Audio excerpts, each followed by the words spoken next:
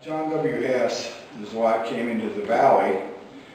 It says in his journal, he went into partners with a Jim Bevan to set up a wood saw pit and began to turn out lumber.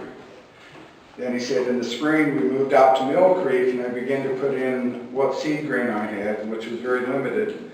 Then he made a statement. This, of course, cut off the supply of bread.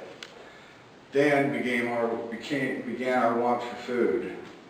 Through the winter we dug what was called thistle roots, but by this time they began to leaf out, which spoiled the root. We then resorted to the tops, gathered and cooked them in salt and water. This was some buttermilk, which I begged from Jim Brinkerhoof and carried 1.5 miles. This is all we had to eat for 2 months while the grain is growing. Can you see why the miracle of the Gauls was so important? They were literally starving to death, and had that not happened, if the Gauls hadn't saved them, we might not be here today. I thought that was interesting. Another thing that John W. did is he went back in September of 1848 to get his mother and her family and bring them out west. And we have that story here in the paperwork that we gave you, but the thing that I always wondered is that Emmeline was pregnant when he did this. How in the world, what was he thinking? You know, to leave his pregnant wife in these circumstances and go back to get his mom and his brothers and sisters.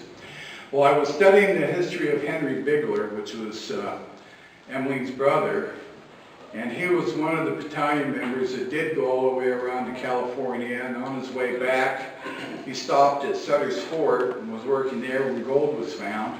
And then he went and prospected for gold, so by the time he got back to the Valley of the Great Salt Lake, he had a pretty good stake.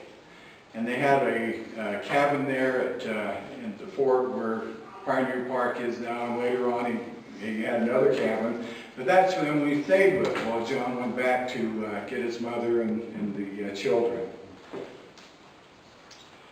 I was going to talk for just a few minutes on plural marriage. This has always been a controversial subject over the years. Any discussion of plural marriage has to be preceded by the fact that since the manifesto issued by Wilford Woodruff that we're all familiar with in 1890, and the one by Joseph F. Smith in 1904, all Latter-day Saints are now expressly forbidden to practice plural marriage. But all over the years, I constantly have people coming up to me and say, do you know Jay Hess? Or do you know Bill Hess? Or do you know George Hess? Or Joe Hess? And, what do you say? Yeah, probably. I'm related to them. They're an Utah Hess. I told one guy that asked me that, and he said, are you related to this Alex Hess? And I said, well, if he's a Utah Hess, I probably am. My great-great-grandfather had 7 wives and 63 children. And he says, well, you don't want to advertise that. And I said, well, I'm not going to run away from it. It happened. Well, what was the history of plural marriage? In 1831, Joseph Smith received the 132nd section of the Doctrine and Covenants, which outlined plural marriage in detail, and why Abraham had so many wives. He said that plural marriage is a new and everlasting covenant, that if Brigham Young also said that if a person fails to live it, they'll be damned. And then verse 32 says, go ye therefore and do the works of Abraham, enter into my law, and you shall be saved. So it was an important doctrine of the church from 1831 to 1890.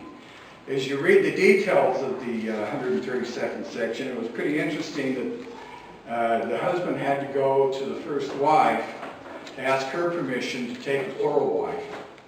Got to tell you a story about this. It comes from our line. My great-grandfather was the first son of John W. Hess and Mary Ann Steed. He was a giant of a man. He stood almost 6 feet 8 inches tall. He weighed almost 280 pounds. And his wife, Elizabeth, was about 5 feet tall. He was asked to take a second wife, so according to Doctrine and Covenants, he goes to Elizabeth, asks for her permission. Well, that ended that proposal.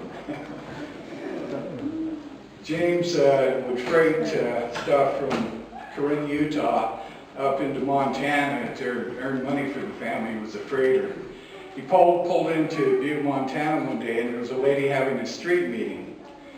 And she was talking about the Mormons and misquoted several points of doctrine.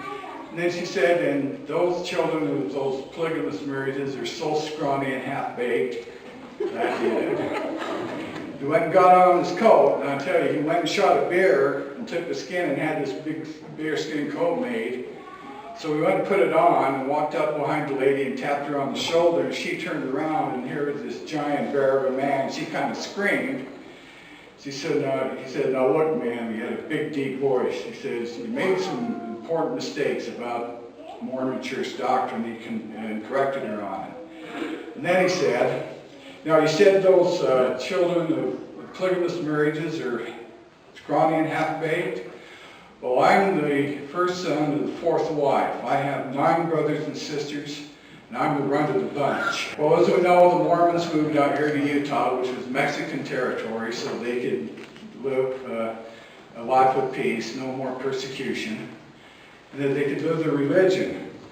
But when Utah became a territory, the government went out of their way to send people into the state to just irritate the saints. And one of them was a judge by the name of William Drummond. He came into the state in 1855. After a short time, he let his wife, he called Ada, sit on the bench with him, and he would always lambaste the Mormons for living in plural marriage.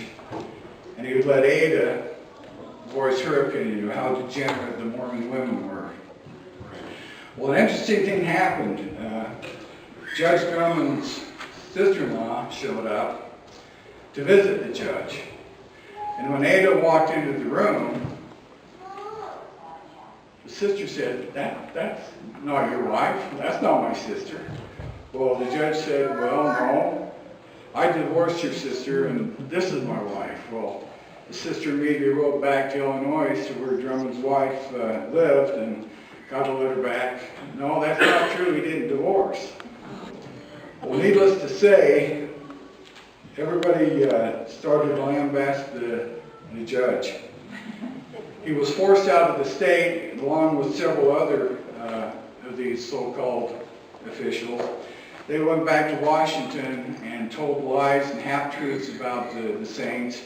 And so they sent Johnson's army out here to put the Mormon rebellion down. Resolved that inasmuch as we have many times been driven from our homes, our farms, and habitations, having fallen into the hands of our persecutors and enemies, and they be permitted to destroy them in peace, we are determined that henceforth our enemies shall not possess the fruits of our labor, for we will burn and utterly destroy everything that we possess, and that our now comfortable home shall again become a barren waste, as we have found in the year 1847, just like it was then, rather than let a hostile army inhabit the dwellings and glut themselves on the produce of our farms and orchards. And that was signed by John W Hess, Philemon Merrill, James Lighthead, William Grover, Henry W Miller, and Henry Pugh. Alma Hess, one of John's brothers, is one of the men left behind to burn the city down if the army started any violence, which luckily they didn't. And the saints, which many had moved south, returned back to Utah. However, the persecution of the Latter-day Saint men living in plural marriage didn't end. It was actually intensified. There's a section in here where Clarissa Hess, the daughter of John, explains how the federal marshals came into their home up in Fielding and searched the house, searched the cupboards, searched the barns. Went in, and Francis M. Bigler was sick, laying in bed. They even lifted the bed up so that they could see what was under the bed. They didn't catch him that time, but he was on his way back to Farmington, and he had a disguise on. He bought a beard and put it down underneath him from his ears around, and it had fallen down, and the marshals recognized him, and they said, "Halt, Hess!" And they arrested him. He came to Salt Lake, but he was bailed out by two of his businessman friends. And I stopped and did the math on that one day. If he had 7 wives and 63 children, I wonder how many of those kids were his.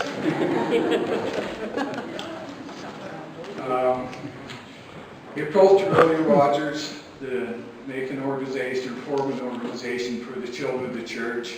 Really knew Eliza Snow. She came into town. They talked about it. Eliza went to the president of the church. He got the okay, sent a letter to John W Hess. And Willie Rogers organized that first primary, and that's what this chapel here celebrates. There's so many other things that John did that's contained in here. He was instrumental in building the Transcontinental Railroad, the Utah Central Railroad.